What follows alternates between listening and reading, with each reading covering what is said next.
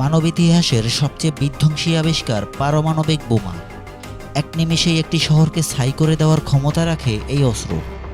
অন্ধকার, ভয়, ধ্বংস এবং ক্ষমতার চূড়ান্ত এক রূপ এই পারমাণবিক বোমা।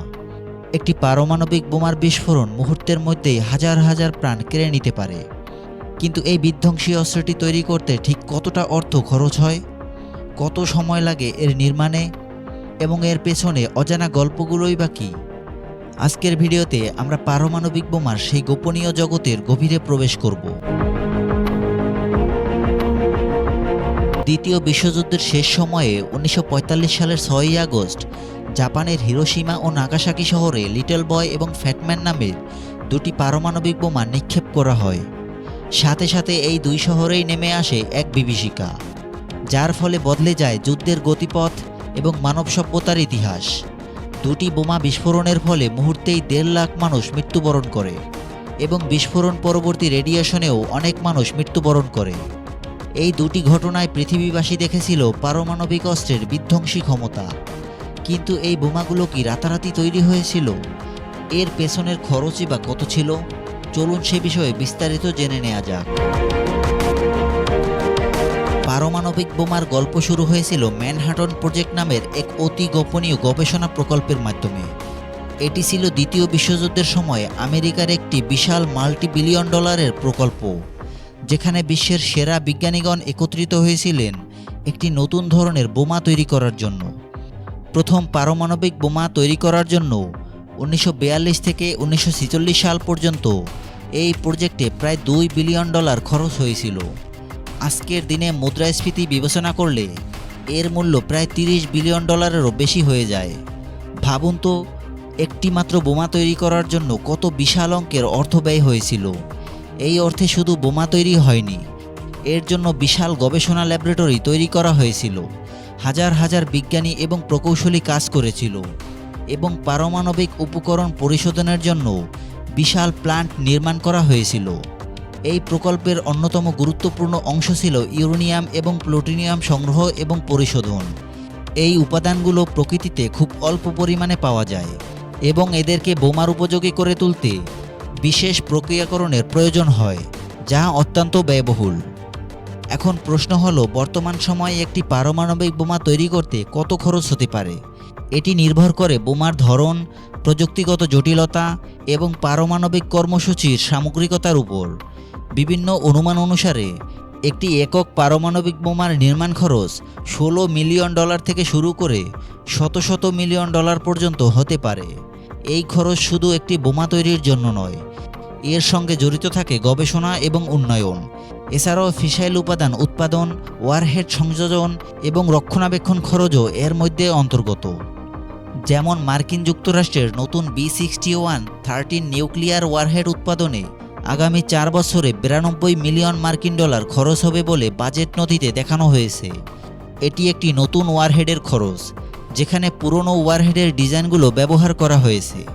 যদি সম্পূর্ণ নতুনভাবে গবেষণা করে একটি বোমা তৈরি করা হয়, তবে সেই খরচ অনেক গুণ বেড়ে যাবে। একটি বোমা তৈরি করাই শেষ কথা নয়, পারমাণবিক শক্তিধর দেশগুলোকে তাদের পারমাণবিক অস্ত্রাগার নির্মাণ ও রক্ষণাবেক্ষণে প্রতি বছর বিলিয়ন বিলিয়ন ডলার খরচ করতে হয়। ভারত 2025 সালে তাদের পারমাণবিক অস্ত্রাগার রক্ষণাবেক্ষণে আনুমানিক $3 বিলিয়ন খরচ করেছে। চীন একই সময়ে আনুমানিক $12 বিলিয়ন খরচ করেছে। অপরদিকে বিশ্বের বৃহত্তম পারমাণবিক শক্তিধর দেশ হিসেবে মার্কিন যুক্তরাষ্ট্র প্রতি বছর কয়েকশো বিলিয়ন ডলার খরচ করে তাদের অস্ত্রাগার আধুনিকরণ, ক্ষেপণাস্ত্র ব্যবস্থা, সাবমেরিন এবং বোমারু বিমান রক্ষণাবেক্ষণে। খরচ তো গেল, কিন্তু এই ভয়ানক বোমা তৈরি করতে ঠিক কত সময় লাগে?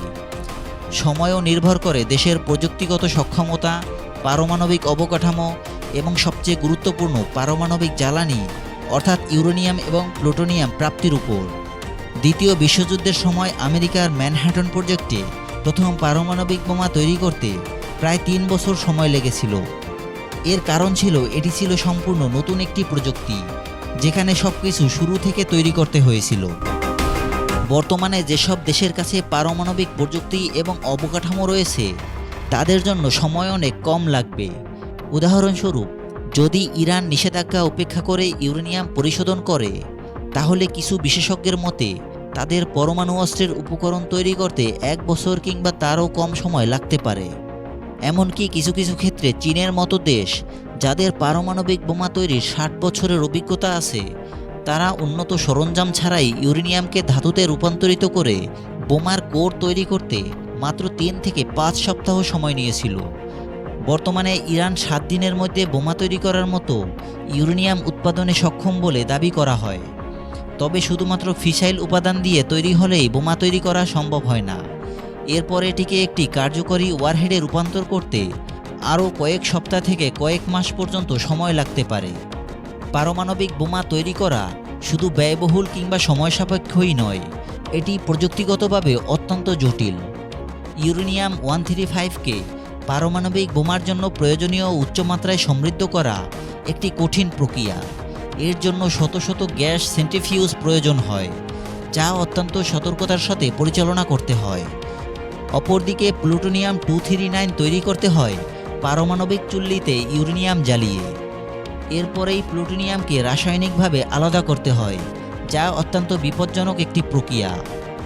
বোমার ডিজাইন, বিস্ফোরণের নির্ভুলতা এবং ওয়ারহেডকে ক্ষেপণাস্ত্রের সঙ্গে সংযুক্ত করা, এই সবই একটি জটিল প্রকৌশলগত কাজ। এই সমস্ত ধাপে সামান্য ভুলও বিপর্যয় ডেকে আনতে পারে। এই অস্ত্রগুলো মানবতার জন্য একটি স্থায়ী হুমকি। বর্তমানে বিশ্বের প্রায় 9টি দেশের কাছে এই বিধ্বংসী পারমাণবিক অস্ত্র রয়েছে। মার্কিন যুক্তরাষ্ট্র, রাশিয়া, চীন, ফ্রান্স, যুক্তরাজ্য, ভারত, পাকিস্তান, উত্তর কোরিয়া এবং ইসরায়েলের কাছে এখন পর্যন্ত পারমাণবিক অস্ত্র রয়েছে।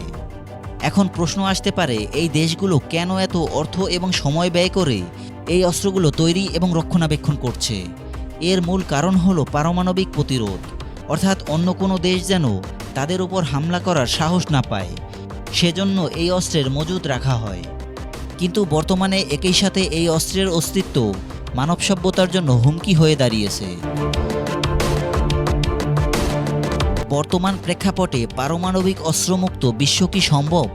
কারণ এটি মানবজাতির এক দীর্ঘদিনের স্বপ্ন, যা হয়তো আজও অনেক দূরের পথ। পারমাণবিক বোমা মানব ইতিহাসের সবচেয়ে ভয়াবহ সৃষ্টি। এর নির্মাণ ব্যয় থেকে শুরু করে এর ধ্বংসাত্মক ক্ষমতা, সবটাই আমাদের বারবার মনে করিয়ে দেয় প্রযুক্তির অপব্যবহারের ভয়াবহ পরিণতি। আপনাদের কি মনে হয়, পারমাণবিক অস্ত্র কি সত্যিই বিশ্বের জন্য নিরাপদ? আপনাদের মতামত অবশ্যই কমেন্ট বক্সে জানাতে ভুলবেন না। ভিডিওটি ভালো লাগলে একটি লাইক করুন, বন্ধুদের সাথে শেয়ার করুন এবং চ্যানেলে নতুন হলে সাবস্ক্রাইব করে পাশে থাকা বেল আইকনটি বাজিয়ে দিন। দেখা হবে পরের ভিডিওতে নতুন কোনো অজানা তথ্য নিয়ে।